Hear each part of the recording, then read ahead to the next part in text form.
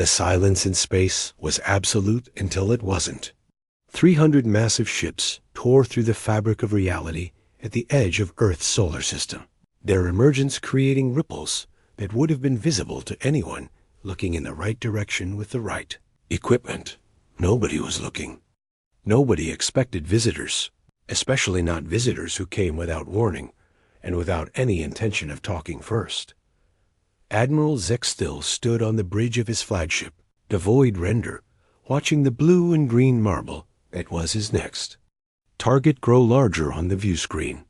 His scaled hands rested on the command console, while his 4 eyes studied the tactical displays with cold interest. Earth hung in space like a jewel, unaware that its destruction had been planned, approved, and was now only hours away. The Admiral's mandibles clicked together in what passed for satisfaction among his kind. This would be conquest number 18 for the Kethmoran Empire, and like all the others, it would be swift and absolute. The Imperial fleet moved through. Space in perfect formation, each dreadnought the size of a small moon, their dark hulls bristling with weapons that could crack planets. These were not ships built for exploration or peaceful contact. They were instruments of extinction, designed for one purpose only. The Kethmoran had refined the art of galactic conquest over thousands of years, and they had never met a species that could stand against them for more than a few days. Earth had no idea what was coming. The planet continued its slow rotation, day turning to night and back to day again. Cities sparkled with lights, aircraft traced paths across continents, and satellites orbited in their designated patterns. It was a living world, busy with the activities of 7 billion humans who believed they were alone in the universe. They were wrong, and their mistake would cost them everything. Captain Jake Morrison stood in the command center of Titan Station, Earth's primary orbital defense platform, drinking his 3rd coffee of the morning shift and reviewing routine reports. The station hung in high orbit above the Pacific Ocean, one of 12 similar installations that formed humanity's first line of defense against asteroids and space debris. Jake was 42 years old, had served in the Space Defense Corps for 15 years, and had never seen anything more dangerous than a chunk of rock that needed to be nudged away from a collision course. Lieutenant Amy Rodriguez sat at her sensor station, her fingers dancing across holographic controls as she monitored the outer system. Amy was one of the best sensor operators in the Defense Corps, capable of tracking objects as small as basketballs at distances that stretched beyond Neptune. She took pride in her work and maintained her equipment with obsessive care. When the first anomalous readings appeared on her displays, she assumed her sensors needed calibration. "Captain Morrison, I'm getting some weird readings from the edge of the system," Amy called out, her voice carrying a note of confusion. "The computer keeps saying there are massive objects out there, but the signatures don't match anything in our database." Jake walked over to Amy's station and looked at the displays. The readings showed enormous metal structures moving in formation toward the inner system. The computer estimated their size and mass, but the numbers were so large they seemed impossible. Nothing built by humans could be that big, and nothing natural moved in such perfect geometric patterns. "Run a full diagnostic on the sensor array," Jake ordered. "Those readings can't be right." Commander Steve Collins appeared at their side, his weathered face creased with concern. Steve had been in space defense longer than anyone else on the station, and he had developed an instinct for trouble that had kept him alive through 2 decades of dangerous work. He studied Amy's displays with growing alarm, his experienced eyes taking in details that younger officers might miss. "Captain, I've seen sensor glitches before, but this isn't a glitch," Steve said quietly. "These readings are too consistent, too detailed. Whatever's out there is real, and it's big enough to dwarf anything we've ever built." Amy ran her diagnostics twice, then a 3rd time. Each scan confirmed that her equipment was functioning perfectly. The massive objects were definitely there, definitely approaching, and definitely not sending any kind of identification or communication signals. They were moving at a speed that would bring them into the inner system within 72 hours. Sir, the objects are maintaining perfect formation and steady acceleration, Amy reported. I'm reading energy signatures that suggest massive power sources, but they're not responding to any of our communication attempts. Jake felt a chill run down his spine as the implications began to sink in. Earth had never made contact with alien life, but every defense planner had considered the possibility. The protocols were clear. Unknown objects approaching Earth were to be treated as potential threats until proven otherwise. But these weren't just unknown objects. These were enormous. Ships, hundreds of them, moving with obvious purpose toward humanity's home world. Get me a direct line to Earth Defense Command, Jake ordered. Priority 1 emergency channel. The communication link established itself within seconds, connecting Titan Station to the Pentagon's war room, where General Paul Carter was reviewing budget reports and trying to stay awake during another routine briefing. Paul was a soldier's soldier, a man who had worked his way up through the ranks by being competent, reliable, and absolutely focused on protecting Earth and its people. When his communication officer told him that Titan Station was calling with a Priority 1 emergency, Paul's full attention snapped to the incoming transmission. General Carter here. What's your situation, Titan Station? Sir, we have multiple unknown contacts approaching from the outer system, Jake reported. 300 objects, each one larger than anything we've ever built. They're not responding to communication attempts, and they'll reach Earth orbit in approximately 72 hours. Paul felt his blood turn to ice. In his 25 years of military service, he had prepared for many different scenarios, but this was the one that kept defense planners awake at night. First contact with an alien species, and the aliens weren't bothering to talk first. Are you certain of these readings? Captain Morrison? Yes, sir. We've run full diagnostics multiple times. The contacts are real, they're massive, and they're coming this way with obvious hostile intent.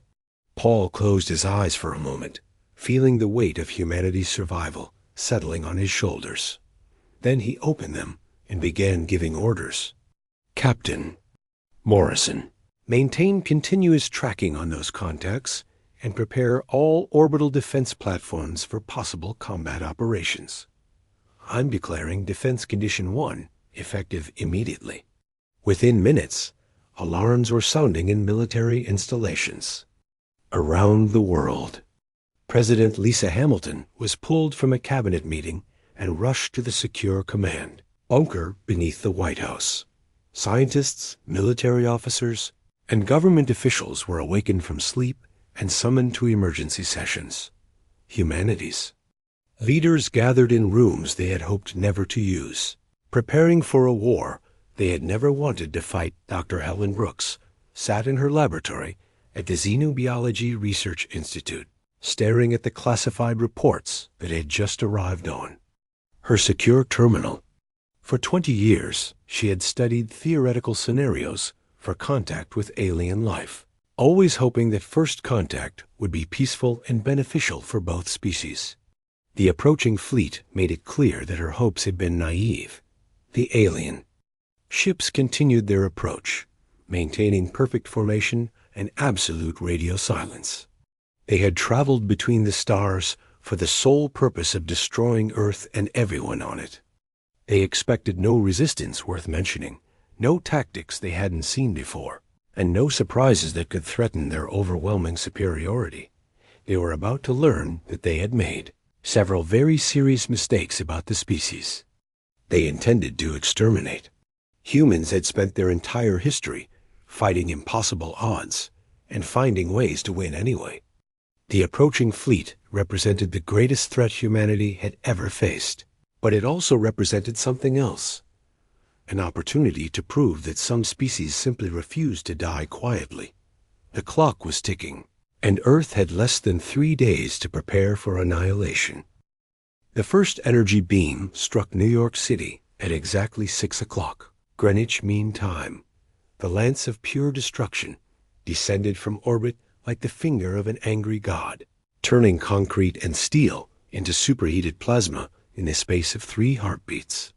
Manhattan Island simply ceased to exist, replaced by a crater of molten glass that glowed red against the morning darkness. 8 million people died before they could even scream. Admiral Zexthel watched the destruction from his command throne. Aboard the Void Render, his 4 eyes gleaming with satisfaction as the tactical displays showed perfect target elimination. The humans had built their cities exactly where orbital bombardment could eliminate the maximum number of their kind with minimum effort. London vanished next, then Tokyo, then Moscow. Each strike was precise, calculated, and absolutely devastating. Target. Elimination proceeding according to plan, reported his tactical officer. Human population centers are being eliminated at optimal efficiency. We estimate 70% casualty rates within the first hour of bombardment. The Admiral's mandibles clicked in approval. This was exactly what he had expected from another primitive species. The pattern was always the same: shock, terror, collapse, and surrender. The humans would beg for mercy soon enough, and then the systematic extermination could begin in earnest. 17 other species had followed this exact sequence, and there was no reason to expect the inhabitants of Earth to be any different. Captain Danny Wright stood in the command center of Luna Base, watching the destruction of Earth's greatest. Cities with horror and rage burning equally in his chest. The lunar defense grid had been designed to protect Earth from asteroid impacts, not alien invasion, but Danny had spent the last 72 hours converting every available system into a weapon of war. His particle beam satellites were spinning up to full power, and his targeting computers were locked on to the nearest alien dreadnoughts. Major Phillips, are all defense satellites online and ready for combat operations? Danny asked, his voice steady despite the magnitude of what they were about to attempt. Major Kate Phillips checked her displays one final time before responding. All satellites show green across the board, Captain. We have 47 particle beam platforms ready to fire on your command. Sergeant Martinez, target the lead alien vessels and prepare to fire on my mark. Sergeant Tony Martinez had spent 15 years as a weapons specialist, but he had never imagined using Earth's defensive systems against an invading alien fleet. His hands moved across his controls with practiced precision, designating targets and calculating firing solutions. The alien ships were enormous, but that just made them easier to hit. Targets locked and weapons hot, Captain. Ready to fire on your command. Danny took a deep breath and thought about the millions of people who had just died in the orbital bombardment. The aliens expected Earth to surrender after seeing such overwhelming destruction. They were about to learn that humans had a different response to being attacked without warning. All units commence firing. Show these bastards what happens when they pick a fight with Earth. 47 particle beams lanced out from lunar orbit, crossing the void between Earth and the alien fleet in seconds. The weapons had been designed to vaporize asteroids, but they worked just as well against alien hull plating. The beams struck the lid dreadnoughts with the force of concentrated starlight, burning through shields that had been calibrated for plasma weapons and energy bolts. Admiral Zexthel felt his command throne vibrate as enemy fire struck his flagship. Warning alarms began sounding throughout the bridge, and damage reports flooded in from ships across his fleet. 3 dreadnoughts had taken critical hits, their shields overwhelmed by weapons that generated energy signatures that Kethmoran had never encountered before. Damage report, the Admiral snarled, his earlier satisfaction replaced by shocked anger. Sir, the humans are using some form of particle beam technology. Our shields are not calibrated to deflect this type of weapon. We have 17 ships with moderate to severe damage, and 3 vessels have lost primary power. The admiral stared at his tactical displays in disbelief. In 18 previous conquests, no species had managed to damage even a single Kethmoran vessel during the initial bombardment phase. The humans were supposed to be primitive, barely capable of spaceflight. Their weapons should have been ineffective against Imperial technology. On Earth's surface, Colonel Rick Johnson crawled through the rubble of what had been downtown Chicago, leading a team of survivors toward the evacuation tunnels that had been hastily constructed over the past 3 days. The city above them was gone, turned into a hellscape of twisted metal and burning debris, but the people of Earth were not giving up without a fight. "Major Lewis, how many civilians do we have in the underground shelters?" Rick called out over his radio, dodging falling debris as another orbital strike hit somewhere to the north. Major Sandra Lewis was coordinating refugee movements from a command post built in an abandoned subway tunnel. She had been a logistics officer before the invasion, responsible for moving supplies and equipment. Now she was moving people, trying to save as many lives as possible while the world burned above them. "We have approximately 200,000 people in the Chicago tunnel system, Colonel. Food and water supplies are holding for now, but we need to establish contact with other survivor groups if we're going to organize any kind of resistance." Rick reached the entrance to the main tunnel and began helping civilians climb down to safety. These were ordinary people, teachers, mechanics, doctors, students, parents with children. They had never been soldiers, but they were learning to fight because the alternative was extinction. "Major, pass the word to all survivor groups. We're not surrendering, we're not running, and we're not dying quietly. Every human who can hold a weapon is now part of Earth's defense force." Dr. Alan Foster worked frantically in his underground laboratory, analyzing fragments of alien technology that had been recovered from damaged enemy vessels. The particle beam strikes had torn pieces off several alien ships, and those pieces were now providing humanity with its first close look at technology from another star system. "Maria, are you seeing these power readings?" Alan asked his assistant, engineer Maria Santos. "The aliens are using some kind of exotic matter reaction to generate their shield systems." Maria bent over the analysis display, her engineering background helping her interpret the complex energy signatures. "It looks like their shields are designed to deflect plasma-based weapons and high-energy particles. But our particle beams operate on a different principle entirely. We're hitting them with focused streams of accelerated matter, and their shields don't know how to respond. That explains why we're able to damage their ships. Their defensive systems are calibrated for fighting other alien species, not humans. We're using technology they've never encountered before." The realization was both encouraging and terrifying. Earth's weapons were effective against alien defenses, but only because the aliens hadn't expected to face particle beam technology. Once they adapted their shields, humanity's advantage would disappear. Above the ruins of Earth's cities, the battle continued. More orbital strikes rained down from the alien fleet, but now they were met by return fire from every defensive installation humanity could bring to bear. Particle beams, kinetic projectiles, and converted mining lasers reached up from Earth and its moon, striking back at the invaders with growing accuracy and effectiveness. The aliens had expected to face a primitive species armed with chemical, rockets, and nuclear weapons. Instead, they found themselves fighting an enemy that used technology they didn't understand, tactics they couldn't predict, and a level of determination that defied all previous experience. Captain Danny Wright watched his displays as another alien ship lost power and began drifting. The lunar defense grid had accounted for 7 enemy vessels in the first hour of combat, a success rate that should have been impossible against such overwhelming odds. "Captain, we're receiving reports from defense installations all over the system," Major Phillips reported.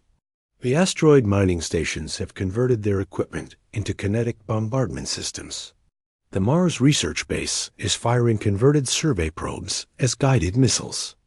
Even the civilian space stations are joining the fight. Danny allowed himself a grim smile. The aliens had made one crucial mistake in their calculations. They had assumed that humans would react to overwhelming force the same way other species had reacted, with fear, panic, and surrender. Instead, humanity was responding with the same stubborn refusal to quit that had carried them from caves to the stars. The first day of the war was ending, and Earth was still fighting.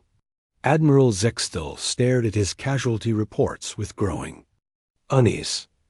No species had ever inflicted this level of damage on an Imperial fleet during the initial bombardment phase.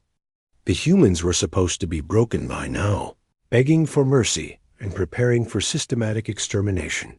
Instead, they were shooting back with weapons that could hurt Kefmoran ships, and they showed no signs of giving up the fight. For the first time in his career, the Admiral began to wonder if this conquest might be more difficult than expected. Admiral Zexthel activated the ground invasion protocol with barely contained fury. His orbital bombardment had failed to break human resistance, and his fleet had suffered casualties that should have been impossible against such a primitive species.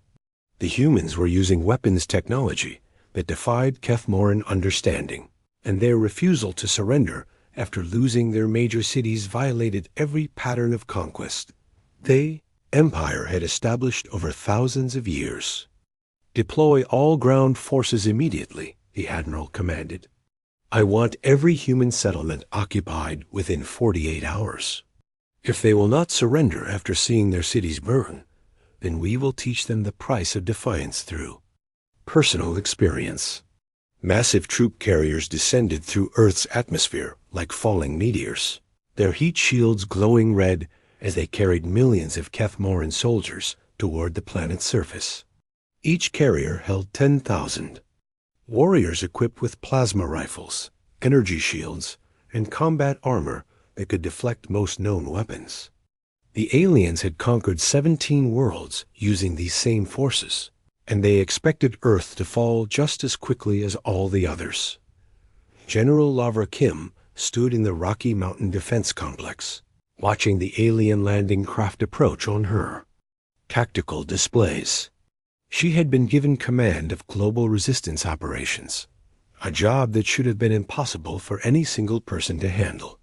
But Lavra had something the aliens didn't understand, a species that got more dangerous when cornered, and a communication network that connected every human survivor across the planet. Commander Dubois, what's the status of European resistance forces? Lavra asked, speaking into her headset to coordinate with allies on the other side of the world. Commander Pierre Dubois responded from his bunker beneath the Swiss Alps. Where? He was organizing the remnants of European military forces into guerrilla units. General Kim, we have approximately 50,000 armed personnel ready for combat operations. Our urban warfare specialists are preparing defensive positions in every major city the aliens failed to destroy completely. Colonel Tanaka, report from the Pacific Alliance. Colonel Yuki Tanaka answered from her command post in the ruins of Tokyo, where she had been coordinating resistance efforts across Asia and the Pacific Islands. General, we have turned every surviving population center into a fortress. The aliens will find no easy targets here, only death traps prepared by people who have nothing left to lose. Lavra felt a grim satisfaction as she listened to the reports flowing in from around the world. The aliens had made another crucial mistake in their calculations. They expected humans to behave like the other species they had conquered, frightened, demoralized, and eager to surrender once their governments fell. Instead, the destruction of Earth's major cities had created millions of people with nothing left to lose and every reason to fight. Ben Murphy crouched in the rubble of what had been downtown Philadelphia, checking his weapon and coordinating with his squad as the first alien dropships landed in the distance. Ben was 26 years old, a Marine who had never expected to fight for the survival of his entire species. His squad included Corporal Jennifer Torres, a demolitions expert who had spent the last 3 days turning city blocks into explosive traps, and Private First Class Chris Allen, a communications specialist who maintained contact with resistance cells throughout the region. Torres, are the charges set on 5th Street? Ben asked, watching through his binoculars as alien soldiers began emerging from their landing craft. All set, Lieutenant? We have enough explosives planted to bring down 6 city blocks when those bastards move into our kill zone. Ben had studied urban warfare tactics at Marine Training School, but he had never imagined using them to defend his own hometown against alien invaders. The Kethmoran soldiers were advancing in perfect formation, their plasma rifles ready and their energy shields glowing with protective power. They moved like a conquering army that had never faced serious resistance. Allen, are you in contact with the civilian resistance groups? Private Allen adjusted his radio equipment and checked the encrypted channels that connected military units with ordinary citizens who had taken up arms. Sir, we have contact with 17 different groups in the city. Everyone from construction workers to soccer moms is ready to fight. They're armed with everything from hunting rifles to improvised explosives. The aliens reached the prepared kill zone and began advancing through the rubble-strewn streets. They moved with the confidence of soldiers who had conquered dozens of worlds, expecting terrified civilians to flee before their advance. Instead, they walked into a carefully prepared trap that combined military expertise with civilian fury. Jennifer Torres triggered the first set of charges, bringing down a 20-story building directly on top of the alien formation. The explosion sent debris flying for blocks, and when the dust cleared, half the alien unit had been buried under tons of concrete and steel. The survivors raised their energy shields and began firing plasma bolts at targets they couldn't see. Opened fire with his assault rifle, targeting the alien soldiers from a concealed position 3 blocks away. His bullets were ineffective against their energy shields, but they served their purpose by drawing return fire and revealing enemy positions to other human fighters. Jennifer launched a shoulder-fired missile that detonated against an alien shield, creating a shower of sparks, but no visible damage. Lieutenant, our conventional weapons aren't penetrating their defenses, Jennifer reported. We need to get creative if we're going to kill these things. Chris Allen had been monitoring radio chatter from other resistance groups, and he had heard reports of successful attacks using unconventional methods. Sir, the group in South Philly figured out that the alien shields are designed to stop energy weapons and high-velocity projectiles. But they're not so good against things like fire, acid, or blunt force trauma. Ben felt a savage grin spread across his face. The aliens had superior technology, but they had also developed that technology to fight other aliens who used similar weapons. Humans had spent their entire history finding creative ways to kill each other, and that experience was about to prove invaluable. Torres, do we have any of those homemade napalm cocktails the civilians have been making?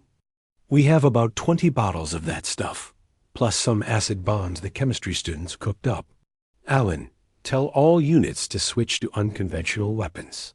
Fire, acid, explosives, anything that doesn't depend on kinetic or energy damage. These alien shields can't protect against everything. Captain Nina Parker commanded the converted cargo ship Freedom's Edge as it accelerated away from Earth orbit, leading a small fleet of civilian vessels that had been hastily equipped with weapons and shields. Nina was a former commercial pilot who had been hauling freight between Feen, Earth, and the asteroid colonies when the invasion began. Now she was commanding humanity's first space-based guerrilla force. Tim, are the mining charges ready for deployment? Nina asked her weapons officer. Tim Radley had been a NASA test pilot before the war, and he had volunteered to serve aboard Freedom's Edge when his own ship was destroyed in the initial alien attack. Charges are armed and ready, Captain.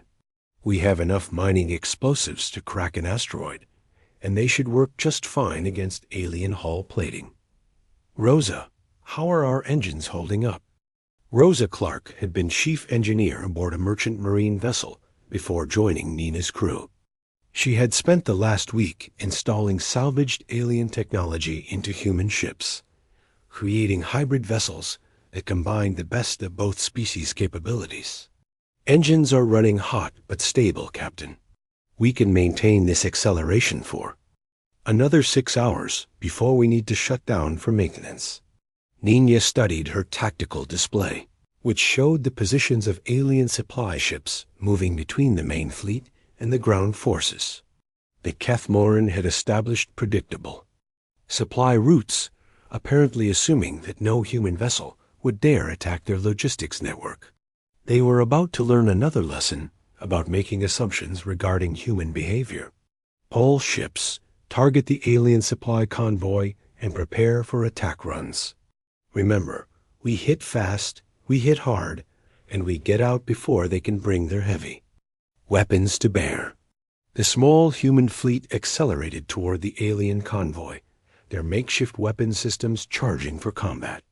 Nina's ship was leading the attack, followed by converted mining vessels. Passenger liners turned into missile platforms, and even a luxury yacht equipped with salvaged alien being weapons. Dr. Allen Foster worked feverishly in his underground laboratory, analyzing the communication signals intercepted from alien ground forces. His team had been monitoring Kethmoran military frequencies for the past day, trying to understand their coordination systems and find weaknesses that human forces could exploit. Maria, are you seeing these communication patterns? Alan asked, pointing to the displays that showed alien signal traffic. Maria Santos studied the data streams with growing excitement. Alan, I think their entire ground force coordination system runs through a central network. If we could disrupt that network, their soldiers would lose contact with their commanders and with each other. Can we hack into their system? Maybe. Their communication protocols are more advanced than ours, but they're also more complex. Complex systems have Mo. Captain Matt Sullivan stared at his computer screens in disbelief as alien communication networks began collapsing across 3 star systems. His cyber warfare team had found something incredible.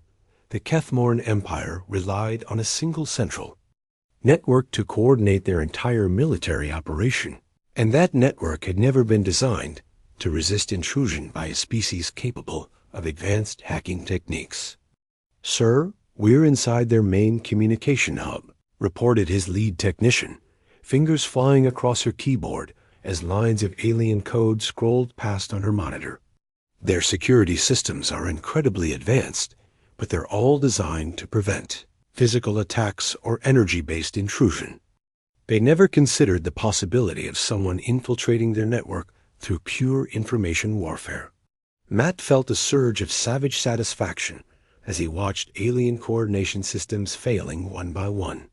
The Kethmoran had conquered 17 worlds using overwhelming force, backed by perfect communication and coordination. Now they were about to discover what happened when that coordination disappeared, and their forces began fighting blind. Upload the virus into their fleet command network, Matt ordered. Let's see how well they fight when they can't talk to each other. Admiral Zixthil felt his command throne vibrate as warning alarms began sounding throughout the bridge of the Void Render. Communication links with ground forces were failing, coordination with other ships was becoming intermittent, and tactical displays were showing error messages in languages that his computers didn't recognize. Report, the Admiral snarled, his 4 eyes blazing with fury as he watched his perfect invasion dissolve into chaos. Sir, our communication networks are under attack by some form of information warfare, his communications officer reported, his voice tight with panic. The humans have somehow penetrated our command systems and are introducing viral code that's causing cascading failures throughout the fleet. The Admiral's mandibles clicked in disbelief. Information warfare was a theoretical concept that existed only in academic discussions among Imperial strategists. No species the Empire had encountered possessed the technological sophistication to mount cyber attacks against Kethmoran systems, and their networks had been designed accordingly. How is this possible? Our security protocols are absolute. Sir, the human attack vectors are unlike anything in our database. They're using techniques that our security systems were never programmed to recognize or defend against. It appears they have a completely different approach to information technology than any species we've previously encountered. Admiral Janet. Gray stood on the bridge of the hastily constructed battleship New Horizon, watching her tactical displays as reports flooded in from across the solar system. Earth's rebuilt space forces consisted of converted civilian ships, captured alien technology, and weapon systems that had been improvised from mining equipment and orbital construction tools. It should have been a ramshackle fleet with no hope of challenging Imperial military might, but human ingenuity had found ways to make the impossible work.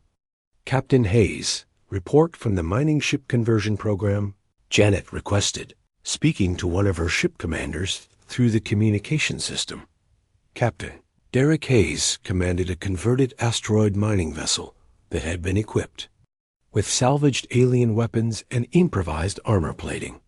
His ship looked like it had been built in someone's garage, but it carried enough firepower to threaten alien dreadnoughts and the speed to escape before they could respond effectively. Admiral, we have 47 mining ships ready for combat operations. They're ugly, they're improvised, and they shouldn't work, but somehow they do. The alien shield technology we've reverse-engineered gives us protection and our mining charges pack enough punch to crack their hull plating. Captain Chong, status of the cargo hauler squadrons? Captain Lisa Chong had been commanding freight runs between Earth and Mars before the invasion began. Now she led a squadron of converted cargo ships that had been turned into missile platforms, ramming vehicles and mobile weapons platforms that could carry enough firepower to match alien destroyers.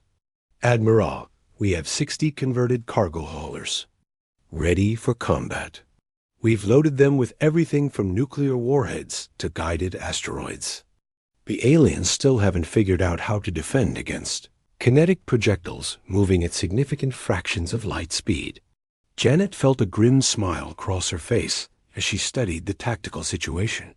The alien fleet was enormous and still possessed overwhelming firepower, but their coordination was failing, and their tactical doctrine couldn't adapt to fighting an enemy that used converted civilian ships as weapons of war.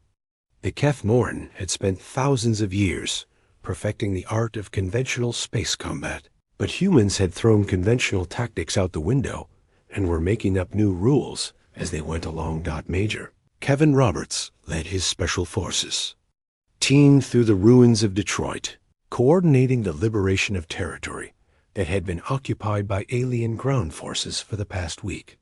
Kevin was a career soldier who had spent 15 years fighting in conflicts around the world, but he had never imagined leading urban warfare against alien invaders equipped with energy weapons and personal force fields. Captain Morgan, what's the status of the alien command post? Kevin asked, speaking into his radio as his team moved through abandoned buildings toward their target. Captain Ashley Morgan was positioned on the roof of a collapsed skyscraper, watching the alien installation through her sniper scope. She had been a police marksman before joining the military, and her skills with precision weapons had made her invaluable in the fight against occupying forces. Major, the aliens have approximately 50 soldiers guarding their communication hub, but they're acting confused and disorganized. It looks like they've lost contact with their higher command structure. Lieutenant Johnson, are the demolition charges ready? Lieutenant Frank Johnson had been an explosive ordnance disposal specialist before the invasion, responsible for defusing bombs and clearing minefields. Now he was making bombs and using them to clear aliens out of human territory. The irony wasn't lost on him, but he was too busy staying alive to appreciate it fully. Charges are set and ready to detonate, Major. We have enough explosives planted to level 3 city blocks. When we trigger this, every alien in the area is going to know exactly where we are. Kevin studied the tactical situation one more time before giving the order that would either liberate Detroit or get his entire team killed. The aliens still had superior weapons and armor, but they were fighting blind now that their communication networks had been compromised. Human forces were learning to exploit that blindness with devastating effectiveness. All units, execute the attack plan. Show these invaders what happens when they try to occupy human territory. Engineer Carlos Valdez worked in a converted subway tunnel beneath New York, surrounded by salvaged alien technology and human manufacturing equipment that had been hastily relocated from destroyed factories. Carlos had been designing spacecraft propulsion systems before the invasion, but now he was trying to reverse engineer alien faster-than-light technology and adapt it for human use. Jennifer, are you seeing these power flow patterns? Carlos asked his assistant, Dr. Jennifer White, who had been a theoretical physicist before the war turned her into a practical engineer. Jennifer studied the displays showing energy signatures from captured alien FTL drives, trying to understand principles that were centuries ahead of human science. Carlos, I think their hyperdrive technology works by manipulating space-time directly rather than accelerating matter through normal space. If we can figure out how to replicate their field generators, we could build human ships capable of interstellar travel. How long do you think it will take to build a working prototype? Normally I'd say decades, but we don't have decades. With all the resources we're throwing at this project, and the alien technology we're reverse engineering, maybe 6 months to a working drive system. Carlos felt a surge of excitement as he realized the implications. Earth was still fighting for survival against an overwhelming invasion force, but humans were already planning for the next phase of the war. If they could survive the current battle, they would emerge with technology that could take them to the stars and turn them into a true interstellar power. The reports flowing into Imperial headquarters told a story that no Kethmoran commander had ever experienced. Ground forces were losing territory they had already conquered. Supply lines were being disrupted by attacks from converted civilian vessels. Communication networks were failing due to information warfare techniques that Imperial scientists insisted were theoretically impossible. Most disturbing of all, human resistance was getting stronger rather than weaker as the occupation continued. Admiral Zexthal read casualty reports that showed his ground forces taking losses at rates that exceeded Imperial worst-case projections.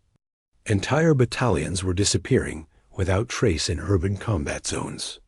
Supply convoys were being ambushed by human forces using tactics that violated every principle of civilized warfare.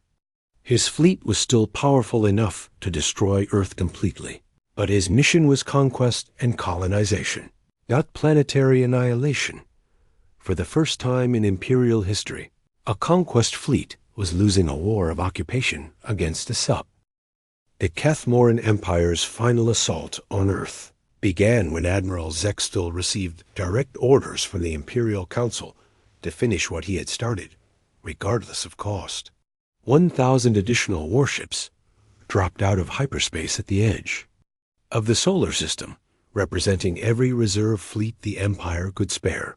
The combined armada was the largest military force in galactic history, assembled for the sole purpose of erasing humanity from existence. Fleet Admiral Jack Peterson stood on the bridge of the human flagship Defiance, watching the massive alien reinforcement fleet approach on his tactical displays. Jack was 60 years old, a veteran of 3 decades in Earth's space defense forces, and he had never expected to command humanity's entire military in a battle for species survival. His ship was surrounded by the largest fleet humans had ever assembled. Purpose-built warships, converted civilian vessels, captured alien ships, and hybrid craft that combined technology from both species. Admiral Wells, report from the Outer System Defense Squadrons. Jack requested, speaking to his second-in-command through the communication network that now connected every human military unit across the solar system. Admiral Patricia Wells commanded. The defense forces positioned near Jupiter, where human engineers had spent the past 6 months turning the gas giants' moons into weapons platforms and the asteroid belt into a minefield. Admiral Peterson, we have 300 ships ready for combat operations. The mining stations have been converted into kinetic bombardment platforms, and we've seeded the approach routes with nuclear mines disguised as space debris. Commodore Cross, status of the inner system defenses? Commodore Nathan Cross led the forces protecting Earth itself, commanding a mix of orbital platforms, lunar bases, and mobile defense squadrons that could respond rapidly to alien attacks. Sir, we have 500 ships in close orbit around Earth, plus another 200 stationed at Mars and the asteroid colonies. Every human settlement in the system is armed and ready to fight. Jack studied the tactical situation with growing determination. The alien fleet approaching Earth was enormous, but humanity was no longer the primitive species that had been caught by surprise 6 months earlier. Human technology now incorporated the best features of both human ingenuity and alien engineering, creating weapon systems that neither species could have developed alone. Captain Monica Davis commanded the Outer Defense Flotilla aboard her flagship, Golden Dawn, leading the human forces that would make first contact with the approaching alien armada. Monica had been a civilian cargo pilot before the invasion, but 6 months of constant warfare had turned her into one of humanity's most experienced combat commanders. All ships, prepare for engagement, Monica broadcast to her fleet. Remember the plan. We're not trying to stop them here. We're channeling them into the kill zones our people have prepared closer to Earth. Make them pay for every mile of space, but don't get trapped in a stand-up fight you can't win. The battle began when the two fleets met near Jupiter's orbit, human ships darting between the massive alien dreadnoughts like wolves attacking a herd of elephants. Monica's forces used hit-and-run tactics, firing salvos of missiles and kinetic projectiles before retreating behind Jupiter's moons and the cover of the asteroid field. Captain Victor Reyes commanded the converted luxury liner turned battleship Golden Gate, leading a squadron of improvised warships in desperate attacks against alien vessels 10 times their size. Victor had been managing a resort hotel before the war, but he had learned to fight with the same attention to detail that had once made him successful in the hospitality industry. Target their communication arrays and engine clusters, Victor ordered his weapons officer. We can't destroy these ships outright, but we can blind them and slow them down for the forces waiting closer to Earth. The human fleet fought a running battle as they retreated toward Earth, using every trick they had learned over 6 months of warfare. They deployed nuclear mines that detonated when alien ships passed by, fired guided asteroids that struck with the force of small planets, and coordinated swarm attacks that overwhelmed alien point defense systems through sheer numbers. Admiral Zex Thule watched his tactical displays with growing rage as human forces inflicted casualties that should have been impossible. His fleet was still advancing toward Earth, but every mile of progress cost him ships he couldn't afford to lose. The humans were fighting with a level of coordination and tactical sophistication that violated every assumption the Empire had made about primitive species. Sir, we're receiving reports of massive human fleet concentrations near Earth, his tactical officer reported. Intelligence estimates suggest they have over 1,000 ships waiting for us, including vessels equipped with hybrid human-alien technology that our computers cannot properly classify. The Admiral's mandibles clicked in frustration. The humans had not only survived his initial invasion, they had learned to build ships that incorporated Imperial technology while maintaining their own unpredictable tactical doctrine.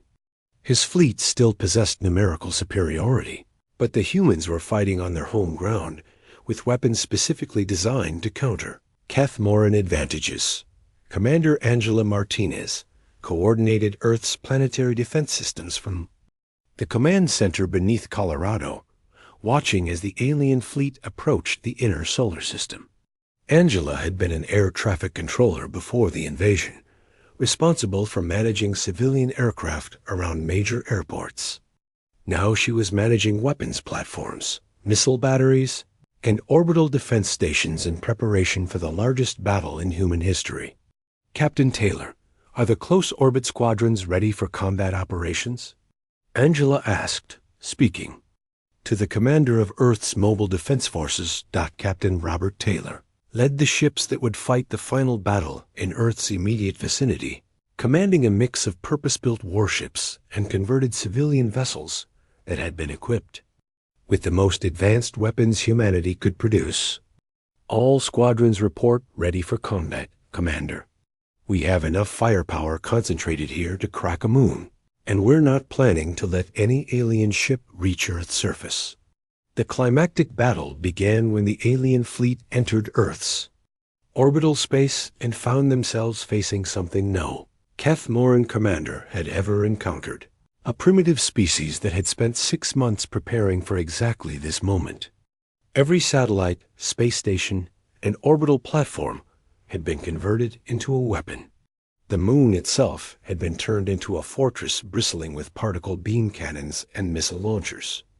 Colonel Susan Wright led the covert strike teams that had been preparing for this moment since the war began, commanding special forces units equipped with captured alien technology and trained in boarding operations against Imperial vessels. Susan had been a military intelligence officer before the invasion, but she had learned to fight in close combat when the survival of her species depended on her ability to capture enemy ships intact.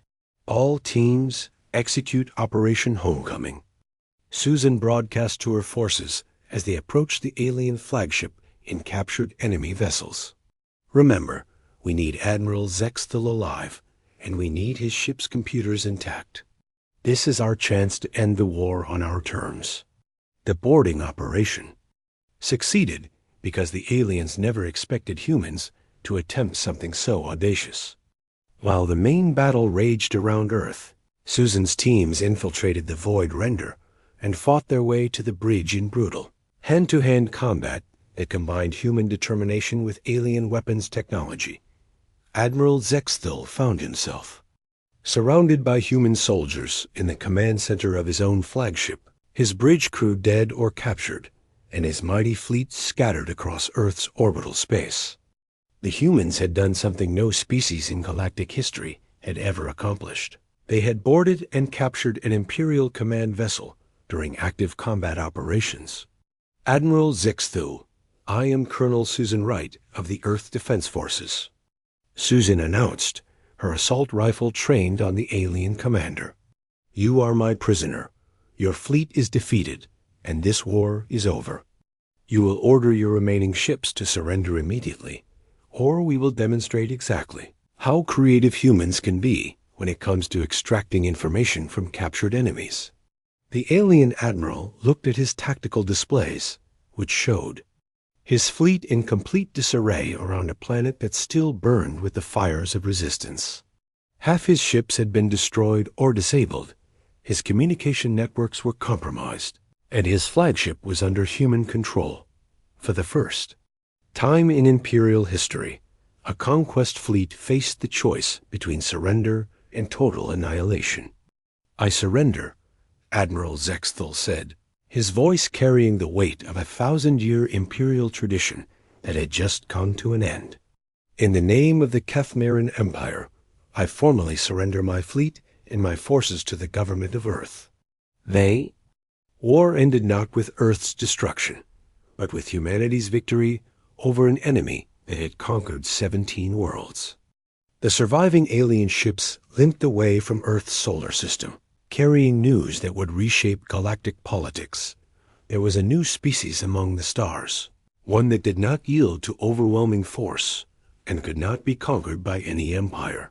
6 months later, Ambassador Rachel Green stood before the Galactic Council in humanity's first interstellar embassy, addressing Representative